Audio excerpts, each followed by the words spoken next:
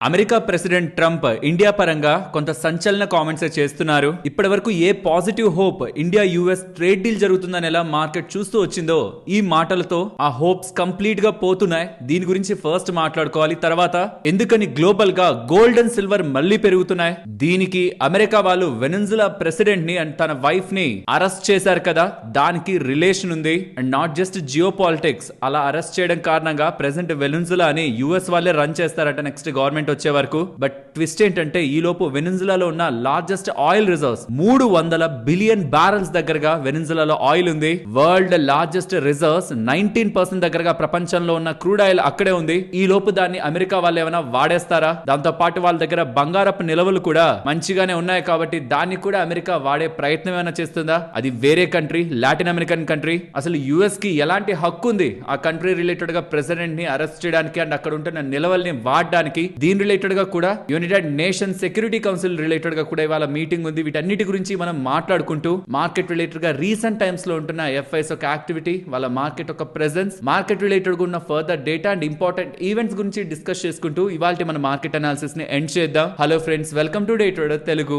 Good evening friends. Video start చేసే ముందు Friday video రాకపోవడానికి కారణం నేను వేరే ప్లేస్ లో ఉన్నాను. స్లో ఇంటర్నెట్ కారణంగా, ఇంటర్నెట్ కనెక్టివిటీ ఇష్యూస్ కారణంగానే ఫ్రైడే మీకు వీడియో అప్లోడ్ చేయలేకపోయాను. ఇక మన వీడియోలోకి వెళ్తే మీకు ఒక ఈ వీడియో ఉందా, నేను ప్లే చేస్తాను. ప్లే చేసే ముందు యుఎస్ సెనేటర్ మీడియాతో మాట్లాడుతూ ఏం స్టేట్మెంట్స్ చేశారో తెలుసా? రష్యా యుక్రెయిన్ యుద్ధాన్ని ఆపడానికి మన ప్రెసిడెంట్ ట్రంప్ చాలా పనులే చేశారు, అందులో ఇండియా మీద టారిఫ్లను వేశారు అని ట్రంప్ రిలేటెడ్ గా గొప్పతనాన్ని చెప్పే ప్రాసెస్ లో ట్రంప్ కూడా తన స్టేట్మెంట్స్ ని ఇలా చేశారు. ఇండియా కానీ నాకు ఫేవర్ చేయకపోతే, ఇండియా నన్ను ప్లీజ్ చేయకపోతే, నన్ను హ్యాపీ చేయకపోతే ఇండియా మీద ఫర్దర్ గా టారిఫ్లను పెంచుతానని, రష్యన్ ఆయిల్ ఇష్యూలో కానీ ఇండియా మాకు హెల్ప్ చేయకపోతే ఫర్దర్ గా ఆయిల్ రిలేటెడ్ గా టారిఫ్లు ఇండియా ఫేస్ చేయాల్సి ఉంటుందని, మోడీ ఒక మంచి పర్సన్ అని, ఒక మంచి ప్రైమ్ మినిస్టర్ అని, తనకి తెలుసు నేను హ్యాపీగా లేనని అండ్ వాళ్ళకి తెలుసు నన్ను ఎలా హ్యాపీ చేయాలని ఎలా స్టేట్మెంట్స్ ని తను పాస్ చేశారు. సో రష్యన్ ఆయిల్ ఇష్యూలో ఇంకా మనం చేస్తున్న పనులు ఆల్రెడీ తగ్గించాం, ఇంకా మనం చేస్తున్న పనులు తనకు హ్యాపీగా లేవు, ఇంకా ఏదో చెయ్యాలని ఎక్స్పెక్ట్ చేస్తున్నారు, అది కూడా మనకి తెలుసు అని చెప్తున్నారు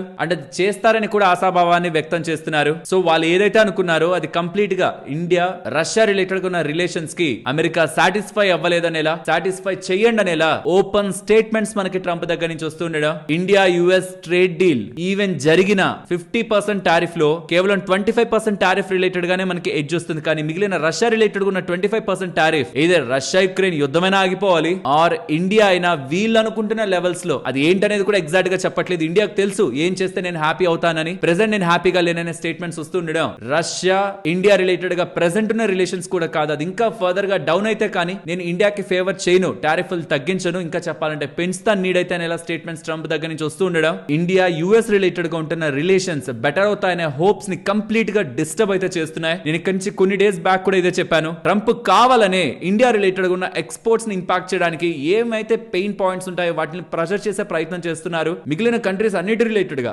ఇంక్లూడింగ్ యుఎస్ వాళ్ళు చైనా వాళ్ళ పట్ల కూడా బెటర్ గానే బిహేవ్ చేస్తున్నారు. చైనా ఇండియా కంటే కూడా రష్యా దగ్గర నుంచి హెవీగానే ఆయిల్ ని ఇంపోర్ట్ చేసుకుంటూ ఉంది. కానీ వీళ్ళేం చెప్తున్నారు, రష్యా యుక్రెయిన్ యుద్ధానికంటే ముందు నుంచి వాళ్ళు తెచ్చుకుంటున్నారు, కానీ రష్యా యుక్రెయిన్ యుద్ధం స్టార్ట్ అయ్యాకే, క్రూడ్ ఆయిల్ ధరలు పడ్డాకే ఇండియా అడ్వాంటేజ్ తీసుకుంది కాబట్టి మేము ఇండియాని టార్గెట్ చేస్తున్నాం అనేలా ఎన్ని చెప్పినా అల్టిమేట్ గా యుద్ధం ఆగాలంటే, వాళ్ళకి ఫండింగ్ తగ్గాలంటే చైనా వాళ్ళు కూడా వెనక్కి తగ్గాలి. కానీ చైనాని టచ్ చేసే పొజిషన్ లో ప్రెసెంట్ అమెరికా లేదు. ఈవెన్ ఇండియా టచ్ చేసి ఇండియా నిజంగా ఆయిల్ రిజర్వ్స్ ని జీరో చేసుకున్నా రష్యా దానికి ఇంపాక్ట్ అవ్వదు. బట్ స్టిల్ ఇండియా రిలేటెడ్ గా స్పెషల్ ఫోకస్ ట్రంప్ వచ్చిన తర్వాత నుంచి నెగిటివ్ వేలోనే పోర్ట్రే అవుతుంది. Somewhere apart from Russia Ukraine certain things India related గా వాళ్ళు ఎక్స్పెక్ట్ చేస్తున్నారు. రష్యా యుక్రెయిన్ యుద్ధాన్ని అడ్డు పెట్టుకొని ఎక్స్ట్రా టారిఫ్లు వేసి వాళ్ళకి కావాల్సిన పనులు కూడా బార్గెయిన్ చేసుకునే ప్రయత్నం అమెరికా చేస్తున్నట్లయితే కనిపిస్తుంది. దీనికి ఇండియా తగ్గట్లేదు కాబట్టి ఇప్పటి వరకు ఇండియా రిలేటెడ్ గా ట్రేడ్ డీల్ మనకు అవ్వలేదు. సేమ్ ధోరణే కానీ కమింగ్ టైమ్స్ లో కంటిన్యూ అవుతూ వెళ్తే ట్రేడ్ డీల్ ని అంత ఈజీగా మనం ట్రంప్ దగ్గర నుంచి ఎక్స్పెక్ట్ చేయలేం. ఇదే రీసెంట్ టైమ్స్ లో కూడా ట్రంప్ మీద నాకు నమ్మకం లేదు అని పదే పదే చెప్పడానికి ప్రధానమైన కారణం. వెనెజులా క్రైసిస్ గురించి మాట్లాడుకోవాలి. Just few days back Venezuelan president ని, తన వైఫ్ ని కూడా యుఎస్ వాళ్ళు అరెస్ట్ చేసి కోర్టు కి అయితే పట్టుకొచ్చారు. అండ్ ఈ లోపు వెనెజులాని రన్ చేసేది కూడా అమెరికా వాళ్ళే అని, నెక్స్ట్ అక్కడ గవర్నమెంట్ వచ్చేంత వరకు కూడా అమెరికానే వెనిజులాని రన్ చేస్తుందని, ఈ లోపు ఎవరైనా అక్కడున్న వాళ్ళు ఎదురు తిరిగినా సెకండ్ వేవ్, ఇది ఫస్ట్ వేవ్ ప్రెసిడెంట్ ని పట్టుకోవడం వరకు, సెకండ్ వేవ్ ఆఫ్ యాక్షన్స్ ని కూడా తీసుకుంటూ వెనిజులా మీద ఫర్దర్ గా యుద్ధాన్ని చేస్తారనేలా అమెరికా వాళ్ళు చెప్తుండడం, డిఫెన్స్ స్టాక్స్ అన్ని కూడా గ్లోబల్ గా పెరిగాయి, including gold and silver. And ఇక్కడ వెనిజులా గురించి మాట్లాడుతున్నప్పుడు ఈ ఇంపార్టెంట్ ఇమేజ్ ని మనం జాగ్రత్తగా గమనించాలి. ప్రపంచంలోనే హైయెస్ట్ గా ఆయిల్ రిజర్వ్స్ ఉంటున్నది సౌదీ అరేబియా కాదు, ఇరాన్ కాదు, ఇరాక్ కాదు, యునైటెడ్ అరబ్ ఎమిరేట్స్ కానీ, కువైట్ కానీ, ఇవేవి కాదు, అమెరికా కూడా కాదు. ఇక్కడ మీరు గమనిస్తే వెనిజులా 303 బిలియన్ బ్యారెల్స్ వాళ్ళ దగ్గర ఉంటున్నాయి. 19.4 సుమారుగా 20% of the global supply, 1/5 of the global supply వీళ్ళు చేయొచ్చు. బికాస్ వీళ్ళ దగ్గర 1/5 ఆఫ్ ద రిజర్వ్స్ ఉన్నాయి కాబట్టి 303 బిలియన్ బ్యారెల్స్ ఉన్నాయి. కానీ వాళ్ళు 1 మిలియన్ బ్యారెల్స్ కూడా అవుట్పుట్ ఇవ్వట్లేదు, సప్లై ఇవ్వట్లేదు. ఎంటైర్ క్రూడ్ ఆయిల్ రిలేటెడ్ గా రిజర్వ్స్ హైయెస్ట్ గా ఉంటున్న కంట్రీస్ దగ్గర నుంచి వీళ్ళు లోయెస్ట్ అవుట్పుట్ అయితే ఇస్తున్నారు. అది కూడా వీళ్ళు ఇస్తున్నది అవుట్పుట్ కూడా చైనాకి. ఎందుకంటే వీళ్ళు క్రూడ్ ఆయిల్ ని ఏ దేశానికి అమ్మదాం అనుకున్నా వీళ్ళ మీద శాంక్షన్స్ అమెరికా వాళ్ళు పెట్టారు కాబట్టి ఎవరు కొనడానికి రెడీగా లేరు కాబట్టి లోయెస్ట్ అవుట్పుట్ వీళ్ళ దగ్గర నుంచి క్రూడ్ ఆయిల్ రూపంలో వస్తుంది. కానీ ఇప్పుడు అమెరికా వాళ్ళే దీని లోపలికి వెళ్లారు అండ్ అక్కడ అమెరికన్ కంపెనీస్ ని వెళ్ళండి క్రూడ్ ఆయిల్ రిలేటెడ్ గా బిజినెస్ చేయండి అక్కడ అని ఇలా చెప్తున్నారు. కాబట్టి కమింగ్ డేస్ లో క్రూడ్ ఆయిల్ ని అమెరికా వాళ్ళు ఏమైనా వాడేస్తారా, వేరొక దేశానికి సంబంధించిన రిజర్వ్స్ ని అమెరికా వాళ్ళు ఏమైనా వాడేసి వాళ్ళు బెనిఫిట్ చెందే ప్రయత్నం చేస్తారా? ఇది మేజర్ క్వశ్చన్. అదంతా ఈజీ కాదు. ఇతర దేశాలకు సంబంధించిన రిజర్వ్స్ ని సొంత లాభాలకి వాడేయడం. ఈవెన్ దీని రిలేటెడ్ గా చైనా వాళ్ళు కూడా అఫీషియల్ గా రియాక్ట్ అయ్యారు. అసలు వీళ్ళు చేస్తున్నది ఏంటి, అమెరికా వాళ్ళు చేస్తున్నది ఏంటి, సీరియస్ గా వాళ్ళు ఇంటర్నేషనల్ లా ని వైలేట్ చేస్తున్నారు, శాంతిని థ్రెటన్ చేస్తున్నారు. ఇంటర్నేషనల్ లా కి లోబడే అమెరికా ప్రవర్తించాలి, దీన్ని మేము ఖండిస్తున్నామని చైనా అండ్ ఇంకొన్ని కంట్రీస్ కూడా దీనికి అపోజ్ చేశాయి. అండ్ ఇక్కడ ఇంకొక లాజిక్ ని కూడా మనం గమనించాలి. వెనిజులా అనేది వరల్డ్ లార్జెస్ట్ ఆయిల్ రిజర్వ్స్ ఉండడం మాత్రమే కాదు, చైనాకి స్ట్రాంగ్ గా ఆయిల్ ని సప్లై చేసే ఒక కంట్రీ. ఆల్మోస్ట్ ఒక 80% దగ్గరగా వాళ్ళ క్రూడ్ ఎక్స్పోర్ట్స్ అనేటివి చైనాకే వెళ్తూ ఉంటాయి. అండ్ చైనా కూడా ఆల్మోస్ట్ మల్టిపుల్ లోన్స్ ని ఆల్మోస్ట్ $25 బిలియన్ దగ్గరగా ఫండ్స్ ని వెనిజులాకి ఇస్తూ ఉంది. దాని కారణంగానే 4 లాక్ బ్యారల్స్ పర్ డే దగ్గరగా వీళ్ళు దానికి క్రూడ్ ఆయిల్ గా ఇస్తూ ఉన్నారు. అండ్ రష్యా దగ్గర నుంచి వీళ్ళు పెద్దగా ఆర్మ్స్ ని కొంటూ ఉంటారు, ఆయుధాలని కొంటూ ఉంటారు. సో రష్యాకి వీళ్ళకి రిలేషన్ ఉంది, చైనాకి వీళ్ళకి రిలేషన్ ఉంది. సో కాబట్టి వీళ్ళ రిలేటెడ్ గా ఏదైనా జరుగుతున్నప్పుడు చైనా అండ్ రష్యా ఇన్వాల్వ్ అవుతూ ఉంటాయి. కాబట్టి చైనాను ఈవెన్ దీనికి అగైనెస్ట్ గా రష్యా కూడా స్పందిస్తూ ఉంది. ఈవెన్ వాళ్ళ దగ్గర గోల్డ్ రిజర్వ్స్ కూడా 161 మెట్రిక్ టన్స్ ఉన్నాయి. 1 మెట్రిక్ టన్ సుమారుగా 1000 కిలోలు, అంటే సుమారుగా 161,000 కేజీల బంగారం వాళ్ళ దగ్గర వెనిజులా దగ్గర ఉంది. మరి మన ఇండియా దగ్గర ఎంత ఉంది? సుమారుగా ఒక 900 మెట్రిక్ టన్స్, 9 లక్షల కేజీల దగ్గరగా మన దగ్గర ఉంటుంది. అమెరికా దగ్గర 8000 మెట్రిక్ టన్స్ ఉంటాయి. 81 లక్షల కేజీల గోల్డ్ అమెరికా వాళ్ళ దగ్గర ఉంటుంది. సో ఈ వెనిజులా దగ్గర భారీగా క్రూడ్ ఆయిల్ రిజర్వ్స్ ఉన్నాయి, కానీ అవుట్పుట్ మాత్రం చాలా తక్కువ. అమెరికా వాళ్ళు ఇప్పుడు వెళ్ళి ఇంకొక గవర్నమెంట్ వచ్చేలోపు, వాళ్ళు ఎలాగో డిలే చేస్తారు, స్టేబుల్ గవర్నమెంట్ వచ్చేలోపు మేము రన్ చేస్తామంటున్నారు. కాబట్టి ఈ లోపు ఏమైనా క్రూడ్ ఆయిల్ ని లేకపోతే బంగారాన్ని యూటిలైజ్ చేసుకునేందుకు బిట్ కాయిన్ అండ్ ఇతర అసెట్స్ ఏమైనా ఉంటున్నా వాటిని కూడా క్యాప్చర్ చేసేందుకు అమెరికా వాళ్ళైనా ప్రయత్నిస్తారా? అసలు లీగల్ గా వాళ్ళకి ఎంత రైట్ ఉంది వేరే దేశాల్లోకి వెళ్ళి వాళ్ళ అసెట్స్ ని వాళ్ళ రిజర్వ్స్ ని టచ్ చేసేంత? దీని రిలేటెడ్ గా కూడా ఇవాళ యునైటెడ్ నేషన్ సెక్యూరిటీ కౌన్సిల్ కూడా ఎమర్జెన్సీ మీటింగ్ అయితే ఏర్పాటు చేసుకుంది. ఏ ఫర్దర్ అప్డేట్స్ కూడా లేవు. ఇది ఇంపార్టెంట్ గా ట్రాక్ చేయాలి. యుఎస్ రిలేటెడ్ గా ఎటువంటి స్టేట్మెంట్స్ యునైటెడ్ నేషన్స్ వాళ్ళు చేస్తారని. సరే, ఈ వెనిజులా రిలేటెడ్ గా ఈవెంట్ కారణంగా ఇండియాలో ఏదైనా కంపెనీలు బెనిఫిట్ పొందుతాయా అంటే, వెనిజులా నుంచి ఆయిల్ యొక్క అవుట్పుట్ ని పెంచేస్తారనుకోండి, క్రూడ్ ఆయిల్ ధర డౌన్ అయ్యే అవకాశం ఉంటుంది. కానీ ఓపీసీ కంట్రీస్ ఉంటాయా, వాళ్ళు వాళ్ళ ఒక సప్లైని తగ్గించుకొని ప్రైస్ ని స్టెబిలైజ్ చేసే అవకాశం కూడా ఉంటుంది. కాబట్టి ఖచ్చితంగా క్రూడ్ ఆయిల్ ధర భారీగా పడిపోతుందని అయితే మనం అంచనా వేయలేం. ఒపెక్ కంట్రీస్ వాళ్ళ సప్లైని తగ్గించుకుంటే ప్రైస్ స్టెబిలైజ్ అయ్యే అవకాశం ఉంది. కానీ 2 కంపెనీస్ కి వెనిజులా ఇష్యూ కారణంగా లాభం ఉంటుంది. ఒకటి రిలయన్స్ ఇండస్ట్రీస్, వెనిజులన్ ఆయిల్ మీద వీళ్ళకి రెస్ట్రిక్షన్స్ ఉండడం కారణంగా కొన్ని ట్రాన్సాక్షన్స్ వీళ్ళు చేయలేదు. కానీ ఇప్పుడు యుఎస్ వాళ్ళే దాన్ని రన్ చేస్తారు కాబట్టి శాంక్షన్స్ ఉండవు. కాబట్టి రిలయన్స్ వాళ్ళకి వెనిజులా నుంచి ఆయిల్ ని కొనుక్కునేదానికి, డిస్కౌంట్ లో కొనుక్కునేదానికి అవకాశం ఉంటుంది. అండ్ ఓఎన్జీసీ వాళ్ళకైతే ఆల్మోస్ట్ $500 మిలియన్ దగ్గరగా అన్పెయిడ్ డివిడెండ్స్ అయితే లభిస్తాయి. ఓవరాల్ గా ఈ డెవలప్మెంట్స్ రిలయన్స్ కి, ఓఎన్జీసీకి మంచిదే. కానీ అది ఏ మేరకు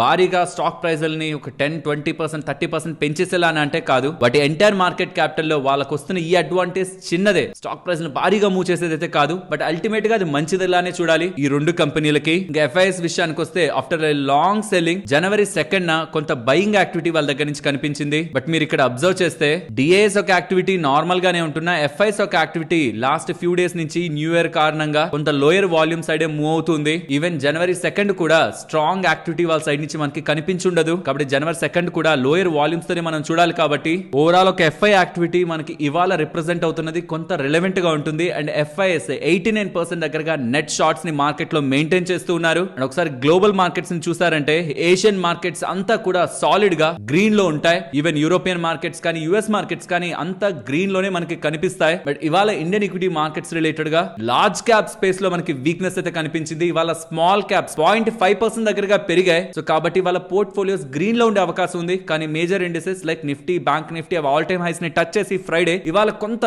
ప్రాఫిట్ బుకింగ్ ఆర్ కొంత డౌన్ సైడ్ కి అయితే మూవ్ అవ్వడం జరిగింది. ఇక గోల్డ్ అండ్ సిల్వర్ విషయానికి వస్తే ఈ మధ్య కాలంలో భారీ వాలటాలిటీ వెండిలో కనిపిస్తుంది. చెప్పాను జనవరి ఫస్ట్ వీక్ అంతా అలానే కంటిన్యూ అవుతుంది. పడడం పెరగడం ఇది సిల్వర్ లో చాలా తరచుగా కనిపిస్తుంది because of the margin changes. కానీ గోల్డ్ అలా కనిపించదు. అది పడట్లేదు, అలానే పెరగట్లేదు. కానీ ఇవాళ ఆల్మోస్ట్ ఒక 2,000 రూపాయల దగ్గరగా 10 గ్రాములకి 24 క్యారెట్ల గోల్డ్ అయితే ధర పెరిగింది. అదే వెండి 6,000 రూపాయల దగ్గరగా ప్రతి కేజీకి పెరుగుతూ 2,43,000 రూపాయలకి వెండి అయితే వెళ్ళింది. ఈ బంగారం పెరగడానికి మాత్రం వెనిజులా రిలేటెడ్ గా యుఎస్ వాళ్ళు తీసుకుంటున్న యాక్షన్స్ ఇది ఫర్దర్ గా ఎలాంటి షేప్ తీసుకుంటుంది గ్లోబల్ జియో పాలిటిక్స్ లో అన్న ఒక క్వశ్చన్ మార్క్స్ కూడా బంగారం ధరని మూవ్ చేస్తూ ఉన్నాయి. సిల్వర్ రిలేటెడ్ గా demand and supply equation market లో ఎవర్ గ్రీన్ గా ప్లే అవుతూ రీసెంట్ మార్జిన్ రూల్స్ తో కొంత ఇంపాక్ట్ అయిన తర్వాత కూడా ఒక వోలటాలిటీ సిల్వర్ ప్రైస్ లో ఒక జోన్ లా మెయింటైన్ అవుతూ ఉంది. అండ్ ఇండియన్ మార్కెట్స్ పరంగా ఏ హోప్ అయితే యుఎస్ ఇండియా ట్రేడ్ డీల్ పరంగా అండ్ రష్యా రిలేటెడ్ గా మనం తీసుకున్న స్టాండ్ తో క్రూడ్ ఆయిల్ ఇంపోర్ట్స్ ని తగ్గించుకోవడం అండ్ యుఎస్ నుంచి బయింగ్ ని పెంచడం, దీంతో ఏదైనా మంచి బెనిఫిట్ యుఎస్ నుంచి ఉంటుందేమో అనే ఎక్స్పెక్టేషన్స్ ని ట్రంప్ కంప్లీట్ గా అలా ఎక్స్పెక్ట్ చేయొద్దు. ఇంకా మీరు చేయాల్సింది చేయండి, అప్పుడే నేను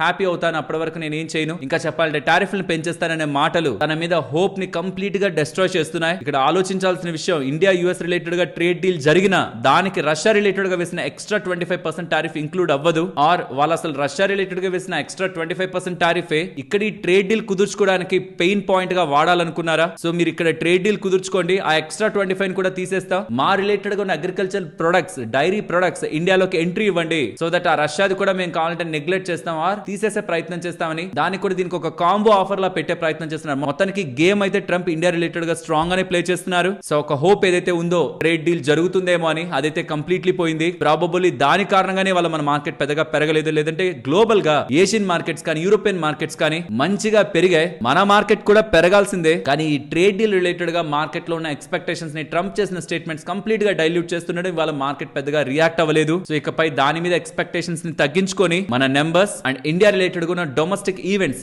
పర్టికులర్ గా February 1st జరిగే బడ్జెట్ దాంట్లో ఏదైనా స్ట్రాంగ్ స్టేట్మెంట్స్ టాక్స్ బెనిఫిట్స్ పరంగా, ఈక్విటీ పరంగా, టాక్సేషన్ బెనిఫిట్స్ పరంగా ఆర్ కంపెనీస్ పరంగా, గ్రోత్ పరంగా ఏదైనా ఇండియా చర్యలను తీసుకుంటే అది కూడా మార్కెట్స్ రిలేటెడ్ గా మంచి ట్రిగ్గర్. కాబట్టి డొమెస్టిక్ ఈవెంట్స్ మన కమింగ్ టైమ్స్ లో గవర్నమెంట్ దగ్గర నుంచి ఏదైనా రిలీజ్ అవుతుంటే మాత్రం మార్కెట్స్ కి అది మంచి బూస్ట్ లా అయితే ఉంటుంది. Let's wait and see February 1st markets related గా బడ్జెట్ లో ఏం మిగిల్చారు అని. అండ్ ఈ లోపు మనకి Q3 నెంబర్స్ కూడా వస్తాయి. ఈ రీసెంట్ గా మార్కెట్ హాలిడే ఉంటున్నప్పుడు బ్యాంక్స్ కానీ కొన్ని కంపెనీస్ కానీ బిజినెస్ డేటాను అప్డేట్ చేశారు. వాటి గురించి నెక్స్ట్ ఈ మార్కెట్ అనాలిసిస్ కి ఇంకా ఫ్యూ మినిట్స్ లో డిస్కస్ చేద్దాం. డేటా ఏం బ్యాడ్ గా లేదు, అలానే ఎక్స్ట్రాడినరీ కూడా లేదు. ఆ నెంబర్స్ బడ్జెట్ February 6th రాబోతున్న RBI monetary policy committee meeting, దానికి కరెక్ట్ గా ఒక వారం రోజుల ముందు జరగబోతున్న January 28th అప్డేట్ అవ్వబోతున్న యుఎస్ ఫెడ్ అప్డేట్, ఇవి నెక్స్ట్ కమింగ్ ఫ్యూ వీక్స్ లో మార్కెట్ రిలేటెడ్ గా ఉంటున్న మెయిన్ ఈవెంట్స్. ఫ్రెండ్స్, ఇలా మార్కెట్ లో ఉంటున్న ఎంటైర్ డేటాని కంబైన్ చేస్తూ వీడియోని మీ ముందుకు తీసుకురావడానికి మేము ఎఫర్ట్స్ పెట్టామని మీరు అనుకుంటే మన వీడియోని తప్పకుండా లైక్ చేయండి.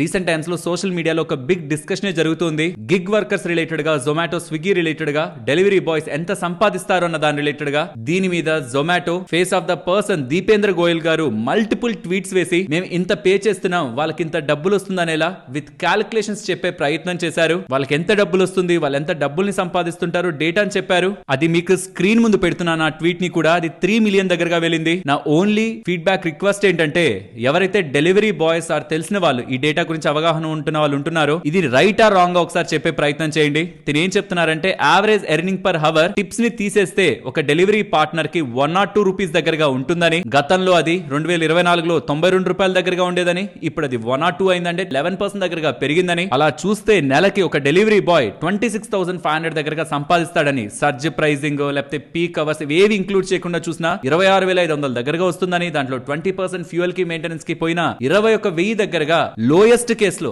బెస్ట్ కేసులో కాదు, బెస్ట్ కేసు తీసుకుంటే ఇంకా వేరే ఉంటుందని. బిజీ అవర్స్ మిగతావన్నీ యాడ్ చేస్తే ఇంకా చాలా ఎక్కువే ఉంటుందని. బట్ ఇన్ ద లోయెస్ట్ కేసులో కూడా 21,000 దగ్గరగా నెలకి సంపాదించుకునే అవకాశం జొమాటో ప్రొవైడ్ చేస్తూ ఉందని. అది కూడా అన్ని డేస్ కూడా కాదు, 10 గంటలు per day, 26 day per month మాత్రమే తీసుకొని క్యాలిక్యులేషన్ చేసినట్టు దీపేంద్ర గోయల్ గారు చెప్తున్నారు. అండ్ మనీ కంట్రోల్ వాళ్ళు క్విక్ కామర్స్ లో ఎలాంటి డబ్బులు వస్తుంది, ఫుడ్ డెలివరీలో నార్మల్ కండిషన్స్ లో ఎలా వస్తుంది, పీక్ అవర్స్ లో ఇన్సెంటివ్ హైక్ చేసినప్పుడు ఎలా వస్తుంది, ప్రతి ఆర్డర్ కి వాళ్ళు ఎంతంత డబ్బులు సంపాదించుకోవచ్చు చూసుకోవచ్చు. అలా చూస్తే లాస్ట్ సమ్ ఇయర్స్ నుంచి కూడా వాళ్ళు ఒక్కొక్క డెలివరీ బాయ్ నెలకి సంపాదించుకునే డబ్బులు ఎలా పెరిగింది 2021 లో 2022 లో 23 24 లో నెల ఎంత సంపాదించుకుంటున్నారు డెలివరీ బాయ్స్ అనే డేటాని కూడా మనీ కంట్రోల్ వాళ్ళు అప్డేట్ చేస్తున్నారు. ఇది డెలివరీ బాయ్స్ మీకు వస్తున్న ఎర్నింగ్స్ తో కంపేర్ చేస్తే ఇది మీకు తక్కువగా అనిపిస్తుందా, ఆర్ వీళ్ళు చెప్తున్న డేటా రైటే అంతే వస్తుంది అనుకుంటున్నారా, లేదంటే ఇంకొంచెం ఎక్కువగానే మనం సంపాదించుకోవచ్చు అని అనుకుంటున్నారా? మీ అభిప్రాయాన్ని వీలైతే ప్రాక్టికల్ గా మీకు తెలుసుంటే మాత్రం కామెంట్ సెక్షన్ లో చెప్పండి. ఫస్ట్ టూరిజం ఫైనాన్స్ కార్పొరేషన్ గురించి మాట్లాడుకోవాలి. ఇవాళ స్టాక్ 20% దగ్గరగా పెరిగిందా? బట్ మీరు గమనించండి,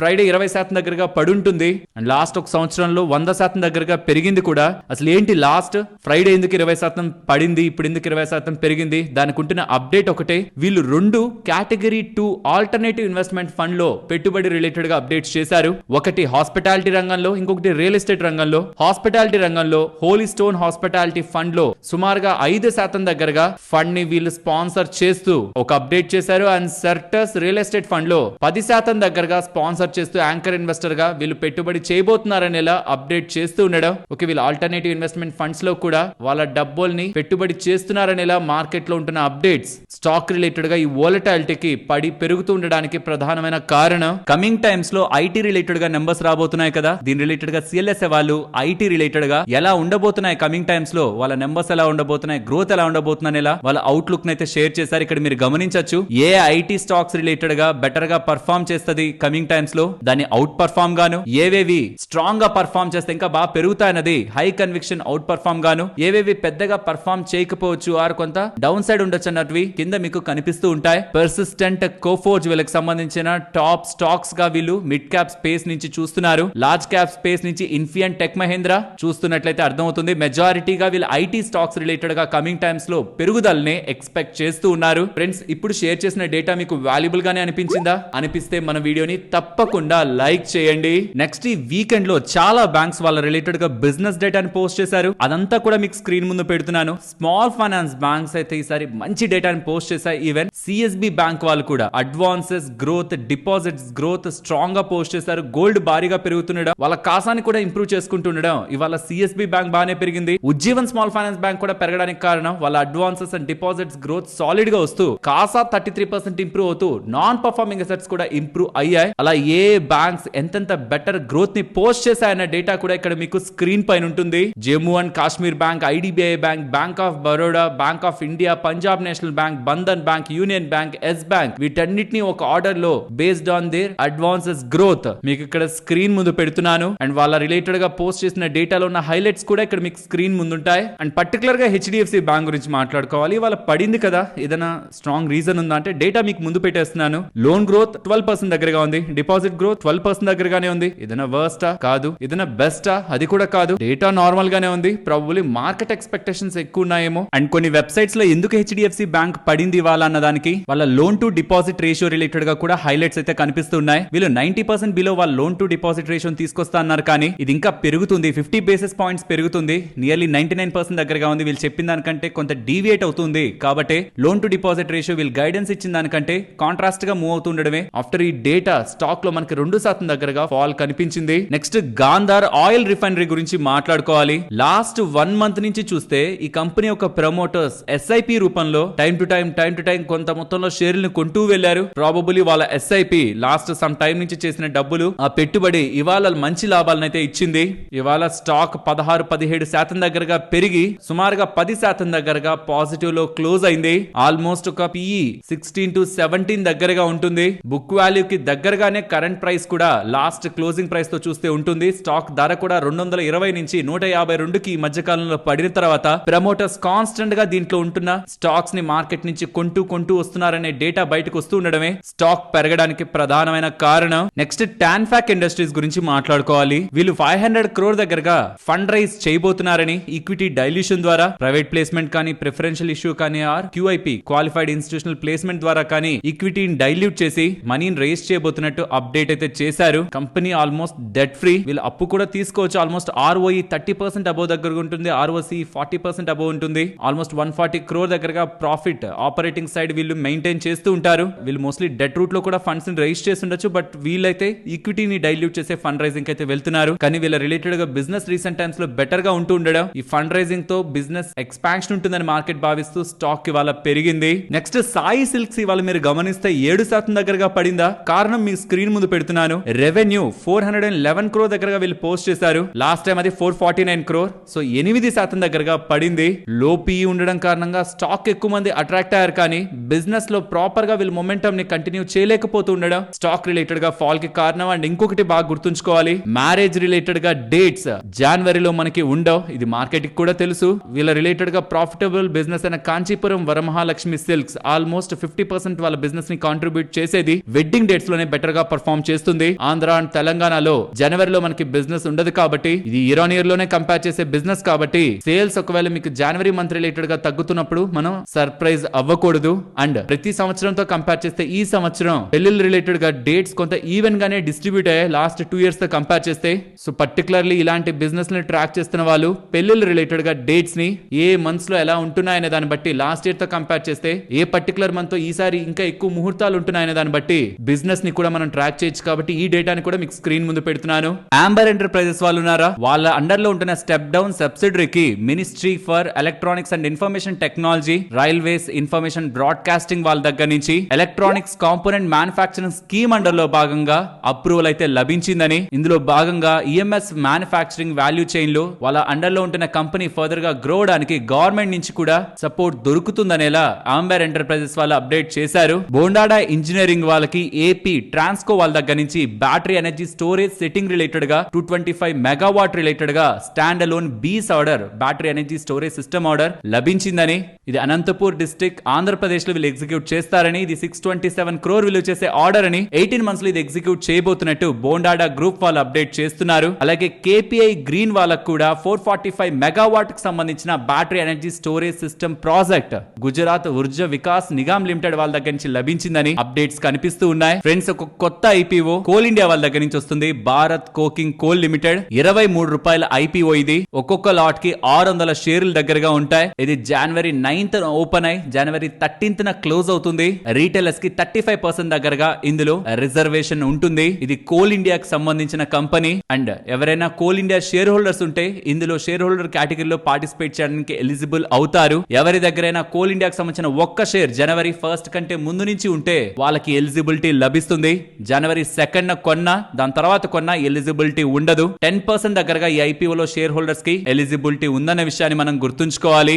బాజార్ స్టైల్ రీటైల్ వాళ్ళు వాళ్ళ డేటాతో అదరకొట్టారు. Revenue growth Q3 FY26 related గా 13% నమోదు చేశారు. సేమ్ స్టోర్ సేల్స్ గ్రోత్ 8% దగ్గరగా డీ growth existing cluster base related గా మెయింటైన్ అవుతున్నా, కొత్తగా 45 స్టోర్స్ ని యాడ్ చేస్తూ 7 స్టోర్స్ ని క్లోజ్ చేస్తూ టోటల్ స్టోర్స్ 252 దగ్గరగా మెయింటైన్ చేస్తూ స్ట్రాంగ్ గ్రోత్ ని అండ్ FY26 రిలేటెడ్ గా రెవెన్యూ గ్రోత్ గైడెన్స్ ని కూడా 30% మెయింటైన్ చేస్తూ ఉండడం స్టాక్ ఇవాళ పెరగడానికి ప్రధానమైన కారణం. నెక్స్ట్ క్యూపిడ్ గురించి మాట్లాడుకోవాలి. రీసెంట్ టైమ్స్ లో స్టాక్ లో ఒక మేజర్ వోల్టాలిటీ కనిపిస్తుంది. స్టాక్ పడగానే దీని రిలేటెడ్ గా ఎంటైర్ సోషల్ మీడియా అంతా మీకు స్ట్రాంగ్ బజ్ కనిపిస్తుందా? బజ్ కి ఆన్సర్ గా క్యూపిడ్ వాళ్ళు ఎలాంటి ఇన్ఫర్మేషన్ కూడా మా రిలేటెడ్ గా లేదు నెగిటివ్ గా, సో దట్ స్టాక్ ఇలా వోలటైల్ గా మూవ్ అవడానికి, సో స్టాక్ వోలటాలిటీకి ఇన్ఫర్మేషన్ కి సంబంధం లేదనేలా అప్డేట్ చేశారు. అండ్ బిజినెస్ రిలేటెడ్ గా మాత్రం కమింగ్ టైమ్స్ లో స్ట్రాంగ్ గా మేము పోస్ట్ చేయబోతున్నాం. గతంలో వాళ్ళు ఏ గైడెన్స్ అయితే ఇచ్చారు FY26 రిలేటెడ్ గా 335 crore రెవెన్యూని, 100 crore ప్యాట్ ని, ప్రాఫిట్ ని, అది మేము డెలివర్ చేయబోతున్నాం అనేలా స్ట్రాంగ్ విజిబిలిటీ ఉంటుంది బిజినెస్ లో అనేలా చెప్తున్నారు. బట్ ఈవెన్ వీళ్ళు ఇది డెలివర్ చేసినా సరే కరెంట్ విన్న పారాబోలిక్ పాత్ ఆర్ గ్రోత్ ఏదైతే స్టాక్ ధరలో మీకు కనిపించిందో ఆ వాల్యుయేషన్స్ జస్టిఫై చెయ్యో. నెక్స్ట్ ఇవాళ ప్రీమియర్ ఎనర్జీస్ అండ్ వారే ఎనర్జీస్ 5% దగ్గర కంటే ఎక్కువగా పడ్డాయా? కారణం బర్న్స్టీన్ వాళ్ళు పవర్ సెక్టార్ రిలేటెడ్ గా ఒక అప్డేట్ అయితే చేశారు. Power sector that solar power related గా ఆర్డర్స్ ఒక టెండరింగ్ అనేది స్లోయర్ అయిందని, అంటే ఎక్కువ మంది ఈ ఆర్డర్స్ ఈ సోలార్ రిలేటెడ్ గా ఆర్డర్స్ ఇవ్వడంలో స్లో అయ్యారని, సో దట్ ఆ సోలార్ ఆర్డర్స్ తగ్గితే దానికి కావాల్సిన solar panels, so that business of వారే ఎనర్జీస్ అండ్ ప్రీమియర్ ఎనర్జీస్ కూడా తగ్గుతుందని అభిప్రాయపడుతూ గతంతో పోలిస్తే FY26 ఆల్రెడీ పవర్ డిమాండ్ కొంత ఇంపాక్ట్ అయిందని, FY27 ఇంకా స్లోయర్ పవర్ అడిషన్ అనేది జరుగుతుందని సోలార్ పరంగా, కాబట్టి దాని కారణంగా వారే అండ్ ప్రీమియర్ ఎనర్జీస్ కి బిజినెస్ తగ్గుతుందని అభిప్రాయపడుతూ స్టాక్ ఒక టార్గెట్స్ ని కూడా ప్రెసెంట్ ఉన్న దానికంటే తక్కువగా వాళ్ళు ఇస్తూ ఉండడం స్టాక్స్ పడ్డానికి ప్రధానమైన కారణం. దీంతో పాటు సోలార్ మాడ్యూల్స్ ఒక ప్రైజెస్ కూడా రీసెంట్ టైమ్స్ లో 68% దగ్గరగా క్వార్టర్ ఆన్ క్వార్టర్ కంపారిజన్ లో డ్రాప్ అయ్యాయని, దీని కారణంగా ఈ కంపెనీస్ ఒక మార్జిన్స్ అండ్ ప్రాఫిట్స్ ఇంపాక్ట్ అవుతాయని అనలిస్ట్ లో ఒక అభిప్రాయం కూడా స్టాక్ ప్రెషర్ కి రీజన్ గా మనకు కనిపిస్తుంది. ఫ్రెండ్స్, ఇక్కడ స్క్రీన్ మీద మీకు కనిపిస్తున్న data gold, silver, crude, natural gas related గా MCX లో ఎలాంటి ట్రేడింగ్ యాక్టివిటీ జరుగుతుంది జరుగుతుంది అన్నది. ఇది రీసెంట్ టైమ్స్ లో స్లోగా పెరుగుతున్నట్లయితే మనకి కనిపిస్తుంది. ఎప్పుడైనా బంగారం వెండి రిలేటెడ్ గా ధరలు పెరుగుతున్నా పడుతున్నా వోలటైలిటీ ఉంటుంది అనుకోండి, దీని రిలేటెడ్ గా ట్రేడింగ్ డెరివేటివ్స్ లో పెరుగుతూ ఉంటుంది. కాబట్టి దీని కారణంగా ఎంసీఎక్స్ లో లాభాలు ఎక్కువగా ఉంటూ ఉంటాయి. సో ఇఫ్ ఇన్ కేస్ ఎవరైనా బంగారం వెండిలో కమింగ్ టైమ్స్ అంతా ఎక్కువ వోలటైలిటీ ఉంటుంది, దీని పరంగా ట్రేడర్లు ఎక్కువ ఆసక్తి చూపిస్తారు అనుకుంటుంటే ఆ ట్రేడింగ్ కారణంగా లాభపడబోయేది ఎస్ మనకి ఇతర ఎక్స్చేంజెస్ లో కూడా కమోడిటీస్ పరంగా బిజినెస్ ఉంటుంది, కానీ మెయిన్ ఎక్స్చేంజ్ గా మనకి ఎంసీఎక్స్ ఉంటుంది. So gold and silver trading activity ద్వారా లాభపడబోయే స్టాక్ ఏదైనా ఉంటుందా అంటే అది MCX. Next government of India వాళ్ళు భారత్ టాక్సీని ఢిల్లీలో లైవ్ చేశారు. ఓలా ఊబర్ కంటే ఇది చీప్ గా ఉంటుందా ఒకసారి చూద్దాం. భారత్ టాక్సీ అని మీకు ఇది play store and app store లో లభిస్తుంది. ఒక్కసారి ఇది ఓలా ఊబర్ తో కంపేర్ చేస్తే ఎలాంటి ధరలను ఇస్తుంది అనేది చూస్తే మీకు రైట్ హ్యాండ్ సైడ్ ఉంటున్నది భారత్ టాక్సీ, దాని పక్కది ఊబర్, దాని పక్కది ఓలా. కంపేర్ చేసి చూసారంటే ప్రైజెస్ లో మీకు ఒక బిగ్ డిఫరెన్స్ ఏం కనిపించదు. సో ప్రెసెంట్ ఉంటున్న ఇమేజెస్ ద్వారా అయితే ఇక్కడ ఊబర్ లో తక్కువ ఉంది compared with Ola, and Ola Uber కంటే కూడా భారత్ టాక్సీలోనే ధరలు ఎక్కువగా మనకి కనిపిస్తాయి. కానీ ఇది డ్రైవర్లకి కొంత బెటర్ గా పే చేస్తుంది అండ్ సర్జ్ ప్రైజింగ్ ఉండదు భారత్ టాక్సీలో. అంటే ఇప్పుడు ఒకటి చూపించి మళ్ళీ ఇంకొకసారి ధరలను పెంచడం ఆర్ డైనమిక్ ప్రైసింగ్ జరుగుతూ ఉండడం అలాంటి ట్రిక్స్ అక్కడ ఉండవు. కాబట్టి మనకి ప్రైస్ డిఫరెన్స్ అనేది క్లియర్ గా భారత్ టాక్సీలో ఎక్కువగా కనిపిస్తూ ఉంటుంది. సో ఇది కమింగ్ టైమ్స్ లో ప్రాపర్ గా డెవలప్ అయి డ్రైవర్లకి మంచి లాభాలను ఇస్తూ అండ్ వాళ్ళ దగ్గర నుంచి ఎక్కువగా కమిషన్ రూపంలో చార్జ్ చేసేయకుండా ఆ సబ్స్క్రిప్షన్ మోడల్ లో కూడా పెద్ద మొత్తంలో డబ్బులు తీసుకోకుండా వినియోగదారు దగ్గర నుంచి కూడా బెటర్ సర్వీస్ ని కాస్ట్ ని ప్రొవైడ్ చేస్తూ సర్వీసెస్ ని కానీ అందించగలుగుతూ ఉంటే కమింగ్ టైమ్స్ లో ఇది మంచిగా హిట్ అయ్యే అవకాశం ఉంది. ఫ్రెండ్స్ ఐపీఎల్ టెలికాస్ట్ ని బంగ్లాదేశ్ గవర్నమెంట్ అయితే బ్యాన్ చేస్తున్నట్టు ఆర్డర్స్ ని పాస్ చేస్తున్నట్లు అప్డేట్స్ అయితే కనిపిస్తూ ఉన్నాయి. ఎటువంటి కారణాలు లేకుండా వాళ్ళ కంట్రీకి సంబంధించిన ప్లేయర్ ని ఐపీఎల్ నుంచి తొలగిస్తూ ఉండడం. ముస్తాఫిజుర్ రెహమాన్ కోల్కతా నైట్ రైడర్స్ నుంచి బీసీసీఐ చెప్పడం కారణంగా తొలగించారని, దానికి కారణాలు ఏవి చెప్పకుండా తనని అన్యాయంగా తొలగించారని, కాబట్టి దాని ఒక టెలికాస్ట్ ఐపీఎల్ టెలికాస్ట్ బంగ్లాదేశ్ లో చూపించమని గవర్నమెంట్ అయితే డెసిషన్ తీసుకున్నట్టు అప్డేట్స్ అయితే కనిపిస్తూ ఉన్నాయి. ఎంటైర్ ఒక కంట్రీ T20ని దట్టు ఎక్కువగా క్రేజ్ ఉంటున్న ఐపీఎల్ ని బ్యాన్ చేయడం అనేది బిజినెస్ పరంగా బీసీసీఐ వాళ్ళపై కొంత ఇంపాక్ట్ అయితే ఉంటుంది. సరే మరి నేను ఉండనా, మరొక ఇంట్రెస్టింగ్ వీడియోతో మళ్ళీ మీ ముందుకు వస్తాను. అంతవరకు టేక్ కేర్, జై హింద్.